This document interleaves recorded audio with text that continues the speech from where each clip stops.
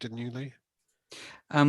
Yeah, I just ask what you think their best positions will be. I mean, Benton Kerr looks to me like an upgrade on Højbjerg, and perhaps I don't know whether he'll take that spot, but he looks the sort of player that will take the ball and sort of a bit deeper in midfield and then kind of run and break the lines, and that's a player we've missed big time. You know, for a long time, it's.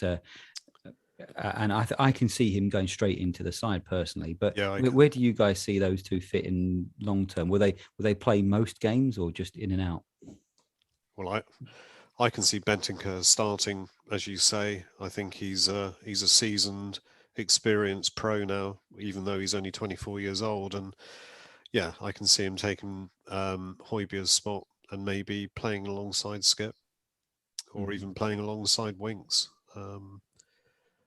I don't know. Maybe Højbjerg is being a bit, I'm not giving him enough credit there, because I think Conte quite likes Højbjerg. But well, I think the thing about Højbjerg is that he's obviously deeply unpopular with large sections of Spurs Twitter, at least. But actually, when you look at the numbers on his games, he actually performs quite an important job very effectively.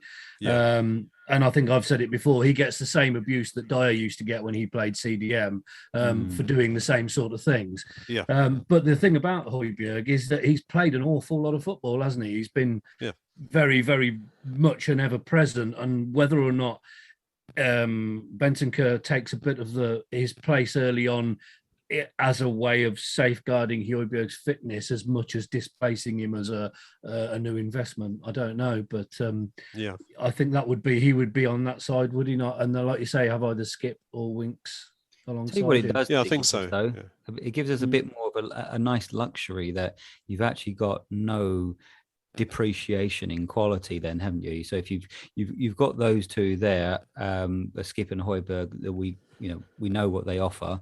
You got a slightly more kind of attack-minded Bentancur, who seems quite technically gifted as well.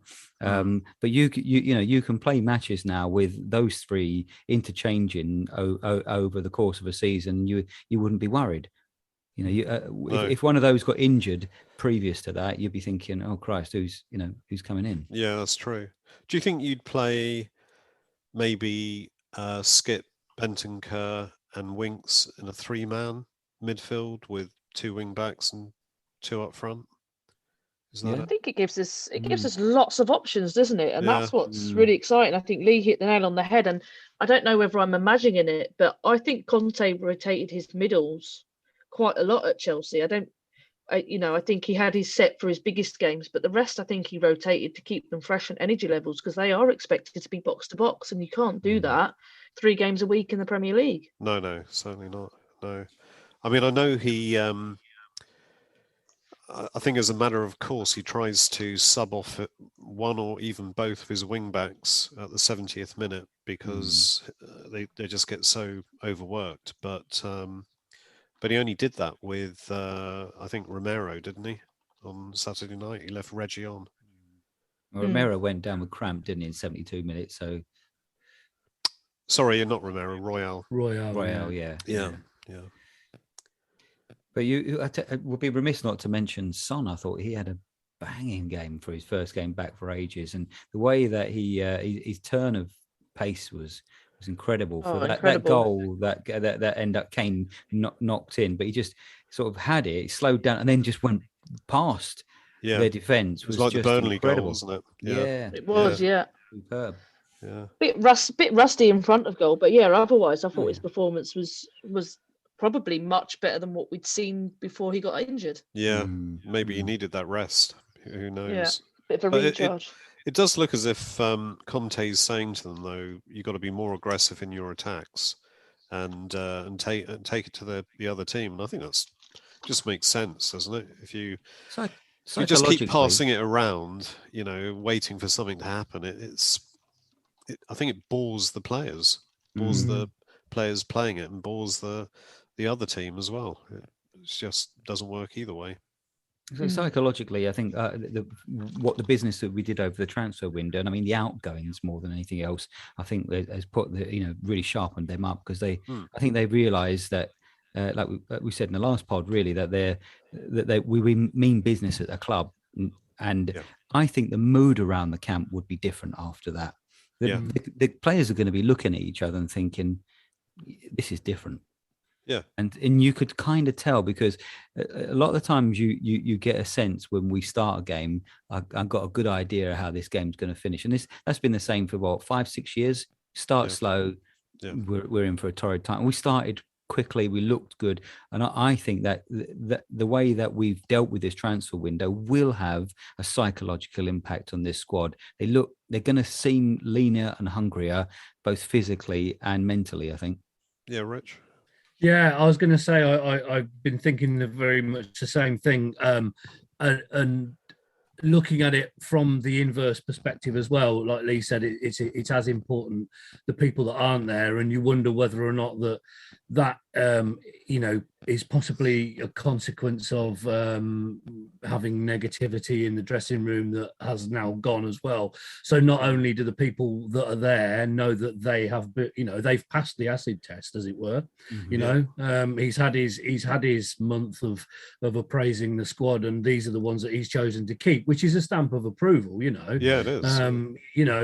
But the other side of it is that the guys that aren't playing week in, week out, like your Ndombeles or your Lo Celsos or whoever it might be, that might have been doing that sort of Yunus Kabul, Emmanuel Adebayor disruptive bit in the squad, they're not there doing that anymore. And it might just the combination of what Lee was saying of having that sharpened focus, and also not having the voice in the background going, "You're not playing again this week," is probably have a huge galvanizing effect on them.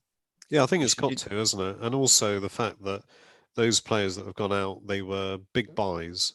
So they can see that the manager is seeing this as a meritocracy. He's seeing it as, if you do your best, you'll be in the team. Doesn't matter who you are, what your reputation is.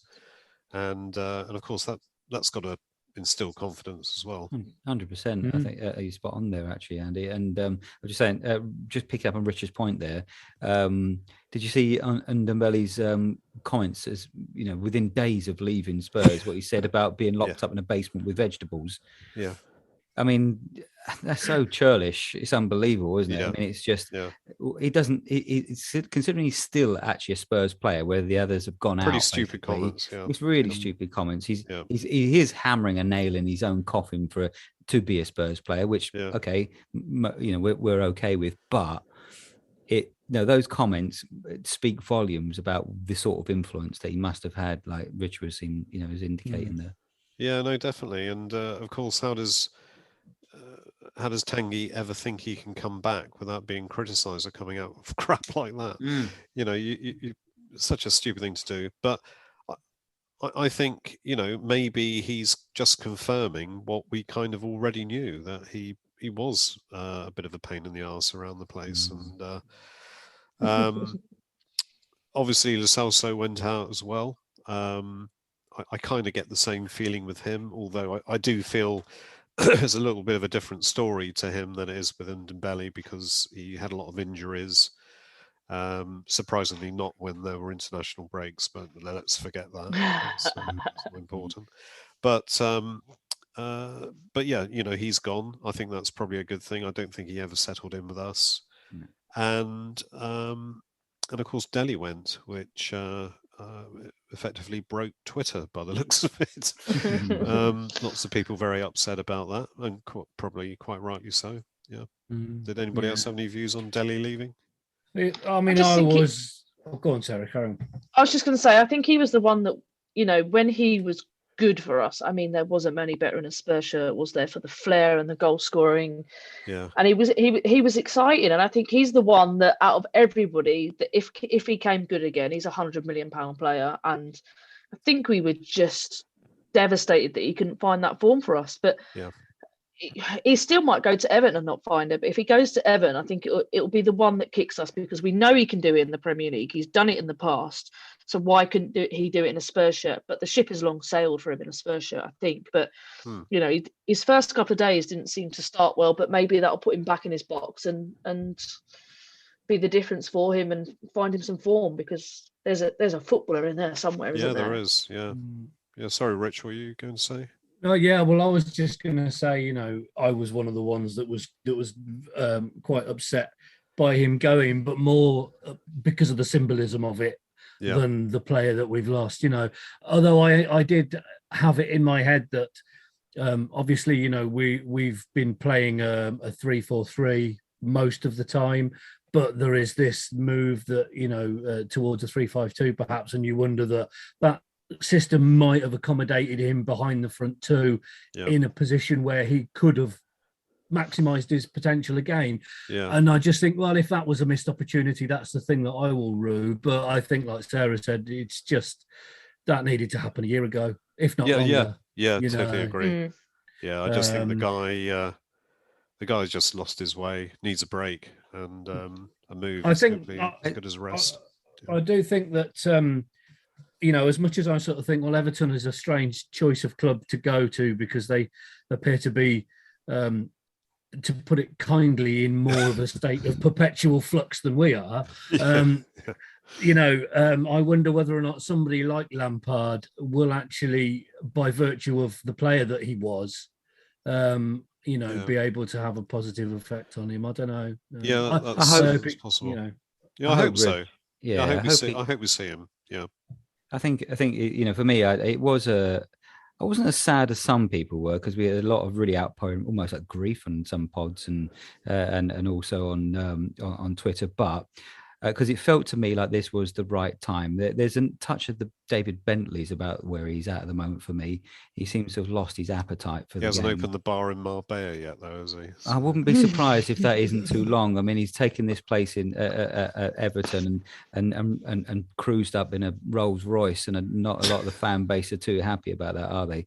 But I've got to say, what he quite like what Rich was saying. It's the symbolism of it. Is the fact that he's one of the last vestiges of the Pochettino era. A player that was just absolutely, he could have been an 80, 90, 100 million pound player when he was in his pomp. When he was in, he peaked very early as a player, a bit like we're talking about Rooney and players like that. But and he meant a lot to the fan base. I think he just seemed to be that kind of player that we liked. A bit of spite about him, talented player, could do incredible things. Was just when we were in the pomp of under Pochettino, Ali was kind of hand in glove with that kind of what was going on at that time. So I think for him to go feels like a watershed moment for the club in that painful, as it's been mentioned, painful rebuild. But it was the right time. And as sad as it is, that all players do move on. I hope for his sake that this is, because he's got the best years ahead of him in footballers' terms, but I have my doubts that will be the case. Well, I guess we'll see. Did anybody see or hear Hoddle's comments on Delhi?